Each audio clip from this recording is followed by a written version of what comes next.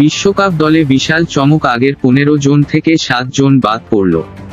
বাংলাদেশের টি-20 বিশ্বকাপের দলে ব্যাপক পরিবর্তন। আসন্ন টি-20 বিশ্বকাপকে সামনে রেখে দল গোছাতে শুরু করেছে বাংলাদেশ ক্রিকেট বোর্ড বিসিবি। প্রায় 99% দল চূড়ান্ত করে ফেলেছে বিসিবির নির্বাচক কমিটি। 15 সদস্যের দল চূড়ান্ত, শুধু ঘোষণা আসার পালা। সেই 15 সদস্যের দলে আগের বিশ্বকাপের দল থেকে বাদ পড়েছেন 7 জন, নতুন মুখ 4 জন, কামব্যাক করেছে 2 জন।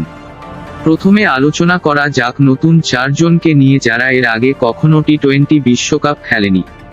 প্রথমে যে নামটা আসে সেইটা হলে তরুণ ওপেনার তানজিদ হাসান তামিম। সবকিছু ঠিক থাকলে প্রথমবারের মতো টি-20 বিশ্বকাপের খেলার সুযোগ পাচ্ছেন তিনি। 15 সদস্যে বিশ্বকাপের স্কোয়াডে তার জায়গা চূড়ান্ত করে ফেলেছে টিম ম্যানেজমেন্ট। দ্বিতীয় নামটা হলো তাওহিদ হৃদয়। শুনে অবাক হলেও সত্য, প্রথমবারের মতো টি-20 বিশ্বকাপ খেলবেন তিনি। টি-20 ফরম্যাটে বেশ ছন্দে আছেন এই ব্যাটার। মিডল অর্ডারের দলের অন্যতম ভরসার নাম তিনি। 3 নম্বরে আছেন জাকের আলী অনিক। এইবারই প্রথম টি-20 বিশ্বকাপ খেলার সুযোগ পেতে যাচ্ছেন তিনি। কোনো রকম কোনো ইনজুরি সমস্যা না হলে বিশ্বকাপ দলে তার জায়গা পাকা।